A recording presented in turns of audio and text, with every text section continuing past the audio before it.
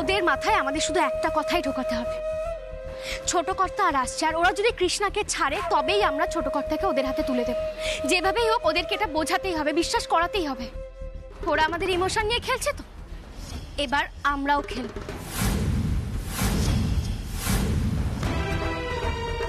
তারপর দেখো, আমাদের সবসময় এটাই খেয়াল রাখতে হবে, কৃষ্ণাকে দেখা মাত্রই যেন আমরা যে কোনো ভাবে ওদের হাত থেকে কৃষ্ণাকে উদ্ধার করে নিতে পারি। কিন্তু সেটা কিভাবে? শিবা, সেসব পরে বলবো।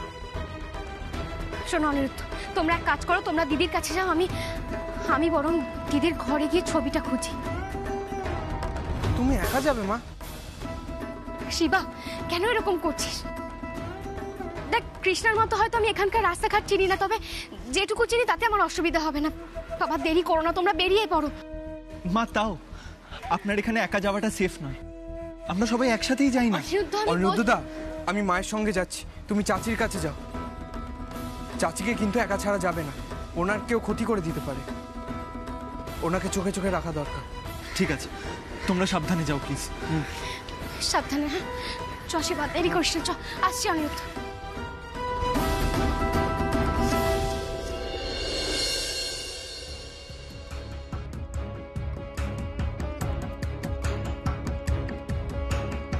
পুলিশের মতো কিচ্ছু বলবে না। এসো এসো।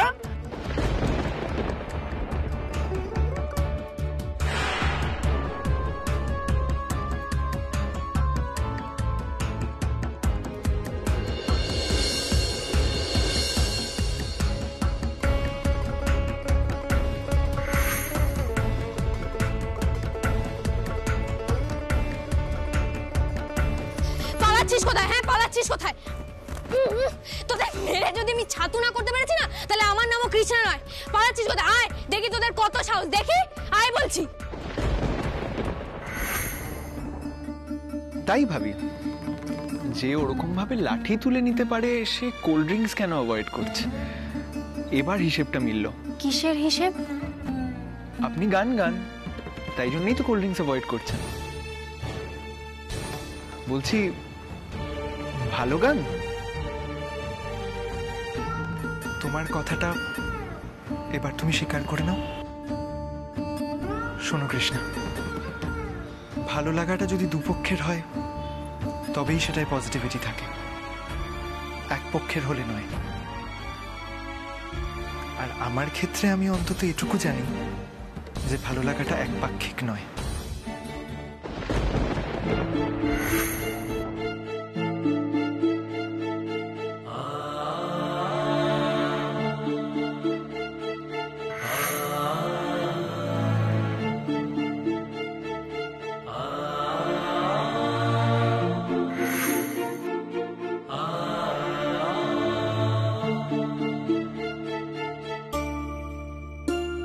যেভাবেই হোক আমি কৃষ্ণাকে খুঁজে বের করবই। আমার প্রাণ থাকতে কেউ কৃষ্ণার কোনো ক্ষতি করতে পারবে না।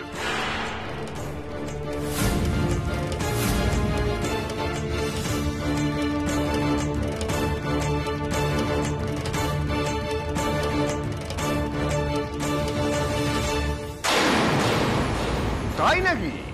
ওয়াও, এ তো দারুণ খবর। বাবা, ভেরি গুড, ভেরি গুড। আচ্ছা শোনো, তুমি তাড়াতাড়ি কাজটা সেরে আমাকে ফিডব্যাক দাও, ঠিক আছে? আমি কিন্তু ওয়েট করছি। কাঞ্চন, আরে তুমি তো দেখছি বেশ কাজের ছেলে। হ্যাঁ, তোমার উপর ভরসা করে আমি ভুল করিনি দেখছি। শুক্রিয়া স্যারজি, আপনার দয়াতে এই কামটা আমি করে ফেলেছি, আর আমার কামটা এখনো কমপ্লিট হচ্ছে না। কমপ্লিট হচ্ছে না? তা তোমার কোন কামটা বাকি আছে? ये बुलबुल के लिए हम उड़े যেতে চাই।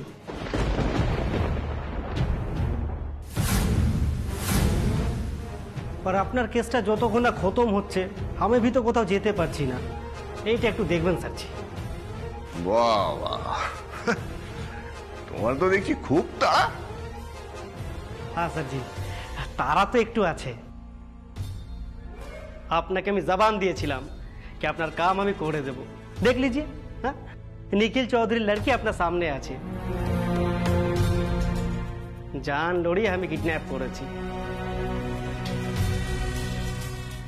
এখন পুলিশ আমার পিছে পড়ে আছে, ঘর भी যেতে পারছি না। আমাকে এখান থেকে কোথাও ভেগে যেতে হবে স্যারজি। इसको लेके আমি कहीं भी যাবো স্যার, पर যাবো।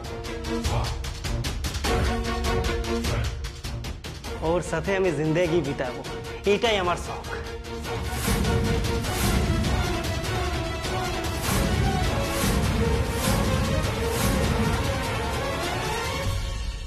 जो रिस्क আপনার জন্য আমি নিয়েছি তার জন্য তো এই প্রাইসটা আমি পেতে পারি, হ্যাঁ না স্যারজি? ওকে আমায় দিয়ে দিন। হ্যাঁ লড়কি, চুপ করে বস।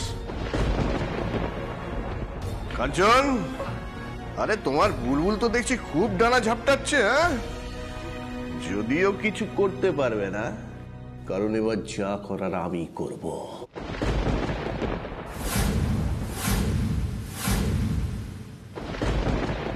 আয় শিবা। ও বাবা, এ তো দেখছি তালা দেওয়া। শিবা বাবা, দেখ না কিছু পাস কিনা আশেপাশে।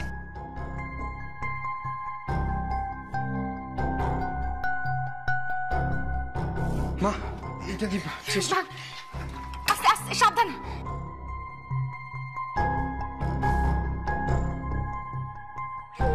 দে আমাকে দে।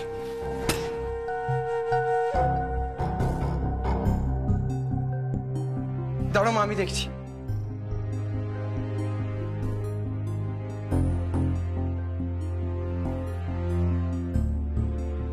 এই তো খুলে গেছে। চল আসুন, বসে আসুন। आप लोग अंदर जाइए मैडम जी, আমি এখানে দাঁড়িয়ে পাহারা দিচ্ছি। তার কি খুব একটা দরকার আছে? बिल्कुल जरूरत আছে। आप लोग अंदर जाइए, বলা তো যায় না কি কোথায় খাপটি মেরে বসে আছে। শিবায় বাবা।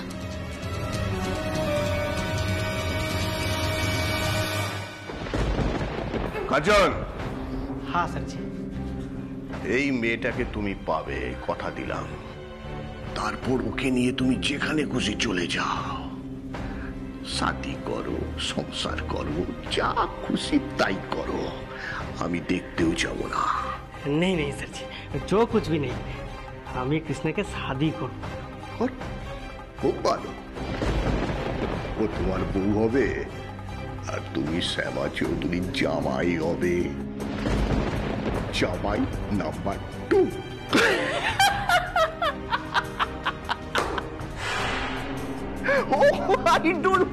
I don't mind. জমে যাবে, জমে ক্ষীর হয়ে যাবে।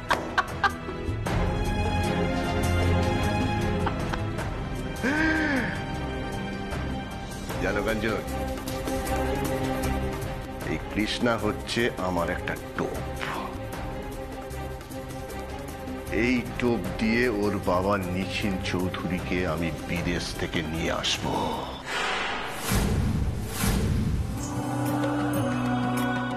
বুঝলে? हाँ समझ गए। দেখো, এই টোপ কাজে লাগিয়ে নিখিলকে যদি আমি গাঁটতেই না পারি তাহলে কি লাভ বলো? और वो आदमी এসে গেলে কৃষ্ণা তোমার, ইয়েস, শুধু তোমার। কাঞ্চন, যে মুহূর্তে বেনারসের ঘাটে নিখিল চৌধুরী পা রাখবে, তুমি এই মেয়েটাকে নিয়ে এখান থেকে চলে যাবে। যত দূরে যেতে ইচ্ছে হয় তত দূরে চলে যাও, কারণ নিখিল চৌধুরী তার মেয়েকে কোনো দিন ফেরত পাবে না। আমি ফিরিয়ে দেব না।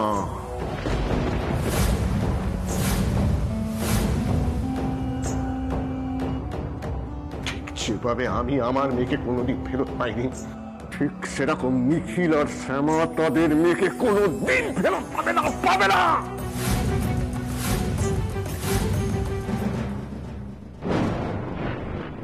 আই বাবা তাড়াতাড়ি।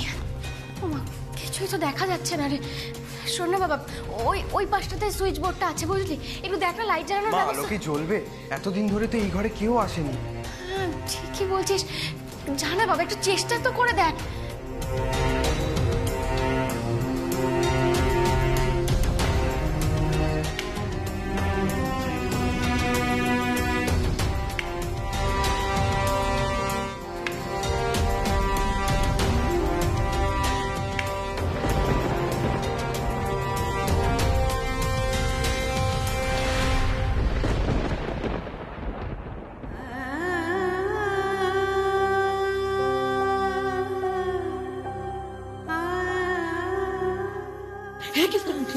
ওদের তোর গান পছন্দ হয়েছে না? আমার গান ওনাদের খুব পছন্দ হয়েছে চাচি। মা, আমার গান ওনাদের খুব পছন্দ হয়েছে মা, খুব পছন্দ হয়েছে। তুই কি চিন্তা করছিস? হ্যাঁ, এত বড় অ্যাক্সিডেন্ট হওয়ার পরে বি তুই তোর মেয়েকে নিয়ে জিন্দা আছিস। এটা কি কিষানজি না চাইলে হতো? হ্যাঁ, চলো মা।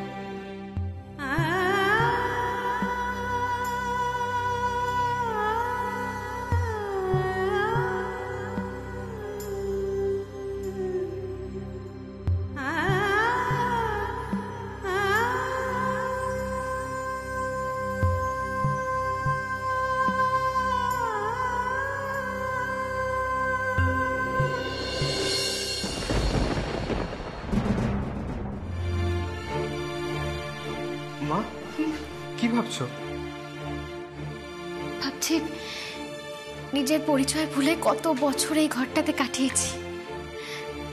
স্মৃতি হারিয়ে মেয়েটাকে অনেক অনেক কষ্ট করে বড় করেছি, জানিস তো শিবা। এত বছর পর এই ঘরটাতে আসলাম তো সেই পুরনো দিনের কথাগুলো মনে পড়ে যাচ্ছে।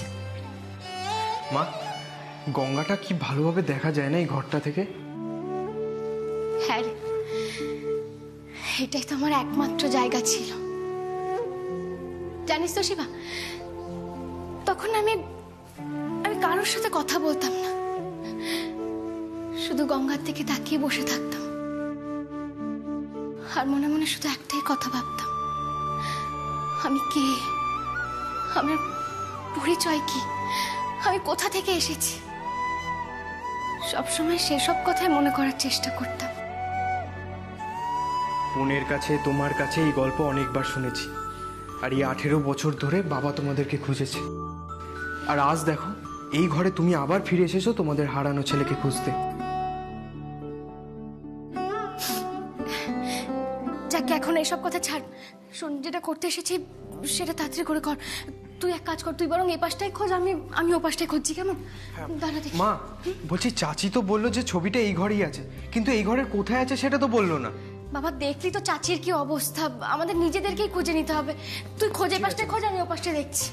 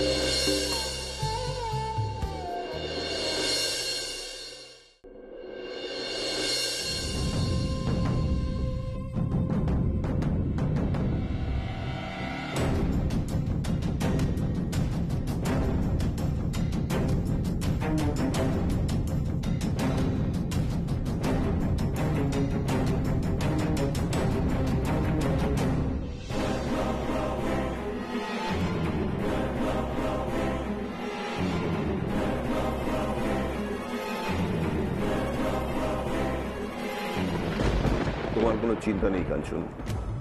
अपनी तकते अभी टेंशन कहने करबो सर जी, पर देखिएगा और लास्ट मोमेंटे प्लान कैंसिल मत कीजिएगा, তাহলে আমার লাইফটা পুরো চৌপাট হয়ে যাবে।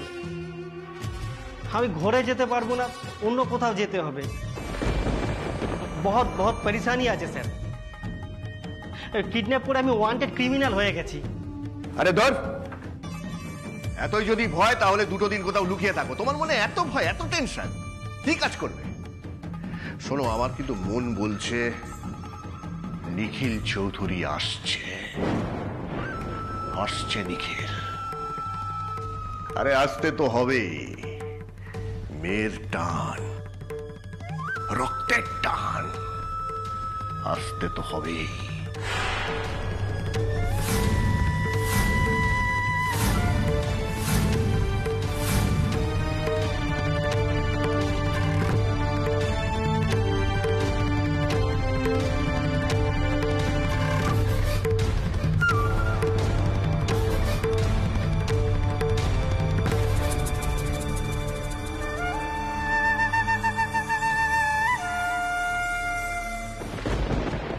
আসতে তো হবে।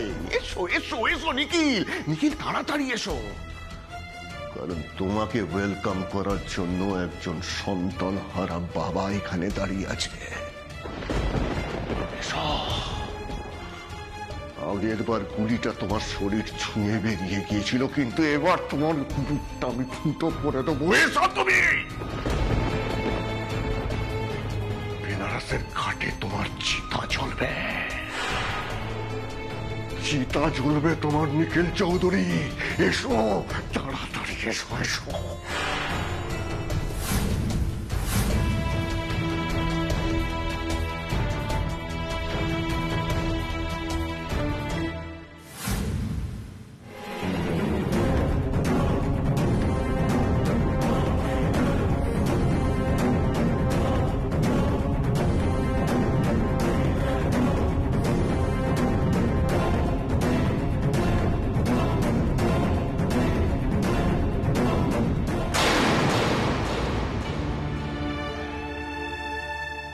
মা,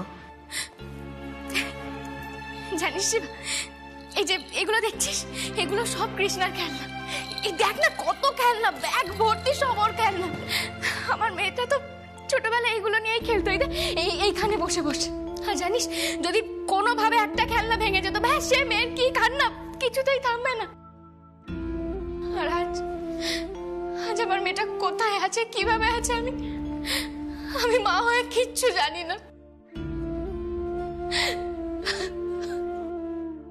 নিখিল চৌধুরী যদি ফিরে না আসে, তার মেয়ের দেহটা বেনারসের গঙ্গার ঘাটে ঘাটে ছড়িয়ে দেব।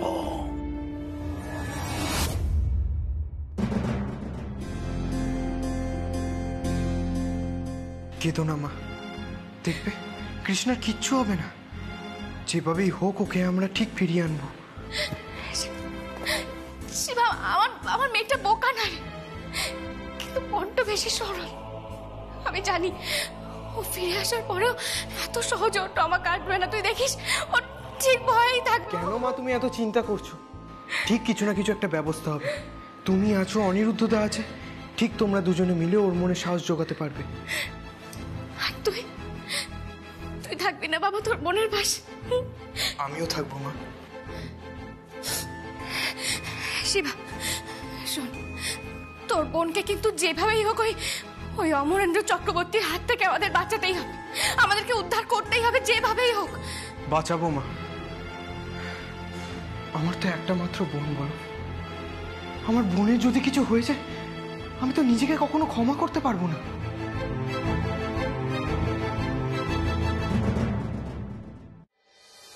মা, আমাদের হাতে কিন্তু আর সময় নেই, তাড়াতাড়ি খুঁজতে হবে আমাদের। হ্যাঁ বাবা, চল খুঁজতে শুরু করি।